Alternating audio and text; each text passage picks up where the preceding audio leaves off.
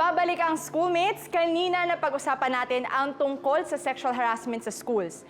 Ngayon, makakasama natin si Attorney Alex Castro, founder and convener ng Youth Against Sexual Harassment, isang non-profit and politically unaffiliated women's organization na naglalayong labanan ng sexual harassment. So, magandang araw, Attorney Alex. Magandang umaga, Trisha. Attorney Alex, ngayon po dun sa unang tanong regarding Youth Against Sexual Harassment, kailan po nagsimula ang inyong organisasyon at sino-sino po kayo na or mga kasama ninyo na bumuo dito? Okay. Ang Youth Against Sexual Harassment, or YASH, it officially started noong 2017. Initially, yung membership namin was exclusive for UP Law students. At that time kasi parang yung mga barka-barkada na naisip namin, magbuo kaya tayo ng org na para i-combat yung sexual harassment. But when we officially launched YASH in 2018 as an organization, binuksan namin siya sa mga tao na kahit hindi taga-UP Law, like for example, other student volunteers, pwede rin yung mga nagtatrabaho na. And also, we've started accepting male applicants. So ngayon, ang YASH nabubuo na siya ng female and male members.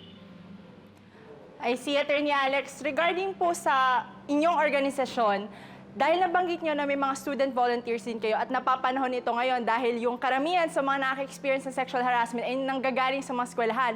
Para na lang din po sa kaalaman ng ating mga viewers, especially ng mga kabataan na manonood ngayon, para maging valid, kumbaga, yung kanilang nararamdaman. Kasi yung iba, afraid to speak out kasi maaaring sabihin na nag-a-assume lang sila or maaaring nag-feeling lang daw. Ano po ba ang forms ng sexual harassment and what really marks that as sexual harassment? Under the law, actually, very narrow ang definition ng sexual harassment. Of course, sa term, parang pwede namang ano lang siya eh. For example, pagka may humihingi ng sexual favors or if someone forces someone to do a sexual act na walang consent, that can be considered as sexual harassment. Siguro yung sa mga legal definition, I won't go into it, but what I can say is mas narrow ang description or ang ibig sabihin ng sexual harassment under the Anti-Sexual Harassment Act and the Safe Spaces Act.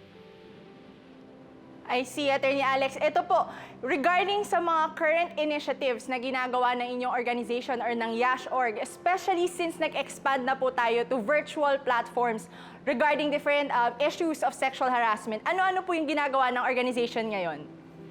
Marami, actually, itong lockdown, mahirap na magkaroon ng mga physical projects. What we did is to launch education campaigns to inform everyone about, for example, yung prevalence of domestic violence, yung prevalence of sexual abuse and violence, kahit online harassment. So yun yung mga ginagawa namin, puro mga webinars, just to be able to educate people about the issue and to start a discussion na rin. Nakita ko yun, Attorney Alex, actually yung mga info cards nyo and mga PubMats regarding din sa Safe Spaces Act. Isang magandang initiative din yun para mas malaman din ng ating mga viewers kung ano nga ba yung or paano sila mapaprotektahan. Pero, Attorney Alex, speaking from a legal perspective, how can people, especially ngayon, the youth behind their screens, how can they be protected? Or on the flip side, how can they be punished in an event na they are a victim or possibly a perpetrator of sexual abuse or harassment? Okay, for online harassment, actually it's covered by the Safe Spaces Act. Meron doon sa batas na yon, pinagbabawal lang, for example, catcalling online, yung mga misogynist, homophobic remarks or slurs. Bawal din yung cyberstalking. For example, yung pag-impersonate sa isang tao. Basically, mga ganitong acts, hindi na to pwede under the Safe Spaces Act. If may tao na sabihin natin naging biktima nitong mga acts na to, pwede silang lumapit sa PNP Anti-Cybercrime Group. Sila yung nag-handle ng mga complaints. They're primarily responsible for handling the complaints under the Safe Spaces Act pagdating sa online harassment. So, yun naman yung first step lagi is for the victim to be able to overcome yung fear of reporting, yung sa stigma and everything. They just have to know that, well, first off, that it exists, it's a valid concern, and may malalapitan sila. Mm-hmm. I see. Attorney Alex, alam natin na it's very difficult po for the abuse to come forward and talk about what happened with them. So what can women, or dahil ang sexual harassment naman ay nangyayari to all genders, how can they enlist your help in the event na mangyari ang sexual harassment to them? Well, we're very accessible via Facebook. What we do is every time may lalapit sa amin to report an incident, una nire-refer muna namin sila for psychosocial support para at least diba, ma-process nila yung experience, ma-process yung trauma. And then after, we ask them if they want to pursue any legal remedies. In any incident kasi, they have three options. You have your administrative, your civil, and your criminal remedies. Yung mga administrative, ito yung mga pwede sa schools or mga companies. Yung criminal, civil, of course, alam natin sa korte yan. Yan yung mga pag-apply na ng mga batas na nabanggit natin kanina, tulad ng Anti-Sexual Harassment Act or ng Safe Spaces Act. Pwede rin ng Anti-Violence Against Women and Children Act. Oh, see. So, Attorney Alex, in addition sa mga nabanggit mo dun sa VAUSI kanina and Safe Spaces Act, ngayon, mas puntahan natin yung mga nagtitrending ngayon na virtual call-outs or yung mga nagtitrending na hashtags on sexual harassments that unfortunately ay nangyayari sa mga academic environments. What is the proper way po ba for them to forward their complaints? Is the online or the cyberspace a proper platform for them, or where can we direct them in this specific matter? Of course, first off, I want to acknowledge yung importance of starting the discussion. So ito yung mga hashtag or yung mga napag-uusapan online. Although may merits naman talaga siya, para at least alam ng mga tao na nangyayari siya sa mga institusyon na ito.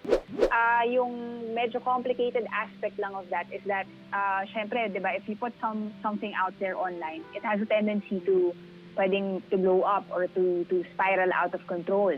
But if they want to be able to handle the complaint properly, yun nga, I mentioned earlier, we have three remedies, yung administrative, criminal, and civil. Yung sa administrative, especially for schools, pwede nila itong isumbong din sa administration nila to file a formal complaint against the perpetrator. Yung sa civil and criminal naman, pwede naman silang they can seek legal help. Pwede rin silang lumapit sa PNP, sa NBI, especially yung Women's and Children's Protection Desk. I see. Attorney Alex, meron tayong ibang mga cases din kasi, kumbaga na, of course, valid din naman yung concerns ng iba na gusto mag-speak up for those who have experience or about their experiences on sexual harassment. Meron po bang way to keep their anonymity, or for those who don't want to push for a legal route regarding this? Kasi kumbaga, may repercussions din yun sa kanila as victims eh. Yes, I understand. Actually, for administrative, yung mga remedies naman na nabanggit natin kanina, they can pursue all of these ng anonymously. Especially, for example, sa court proceedings, but ano naman, it's mandated by law na hindi mo naman kailangan harapin yung harasser mo. Pwede rin naman sa administrative also that if you file a complaint with the school or the company, you can request na tanggalin yung pangalan. Yung medyo ano lang doon, yung complication lang doon, of course, is pagka yung due process aspect of it. Kasi at one point, parang tatanungin din nung perpetrator kung anong ginawa niya, kanino ba niya ginawa, so that they can defend themselves properly. But what I can say is, to some extent, yes, parang pwede naman protektahan yung identity nitong mga victim survivors na to. Okay, Attorney Alex, siguro mas gawin natin generic or general, kumbaga yung message natin ngayon, since ang kausap natin ngayon sa ating mga viewers ay karamihan mga estudyante. So as an advocate against sexual harassment, what do you think or can expect can be the role of the youth in different spaces, for example, their homes, their schools, and even in cyberspace, to break the stigma surrounding sexual abuse and harassment? Yes, sexual abuse, sexual violence and harassment, part yan ng isang kultura eh. And syempre, para mabuwag natin itong kultura na to, I think it's very important na yung mga ganitong klase ng mga initiative that we talk about it, that people discuss it, that we put the incidents out there. Because it's very important na alam ng mga tao na una nangyayari to. Tapos pangalawa, we need to educate them na kailangan alam nila na nangyayari to at mali to. Marami kasing kami na-experience, for example, na victims na lalapit sa amin pero hindi sila sure kung parang mali po ba tong ginawa sa akin or parang sexual harassment po ba to. So it's very important that we have these kinds of discussions And yung pangatlo doon, they have to know what the remedies are. They have to know what they can do about the incident. So, ayun naman siya. Actually, it's a very great thing ngayon na napag-uusapan siya online, no? Na maraming discussions about sexual harassment. Like I mentioned earlier, this is really a culture, the rape culture, sexual harassment culture. And the only way that we can destroy that is through education. Okay, Attorney Alex, siguro to end things lightly since napakabigat nitong usapin natin. And of course, our schoolmates, nabanggit nyo kanina din, Attorney Alex, na meron kayong mga intellectual discussions. I'm sure they would want to understand better what they can do to help or speak up regarding this issue. May mga upcoming online events po ba kayo or intellectual discussions in Yash.org that you might want to plug in? Yes, for this month actually, meron kami mga series of webinars. Again, I mentioned our Facebook page is very accessible. So yung mga seminars na yun, yung mga webinars, we talk about different issues. Last time we talked about domestic violence.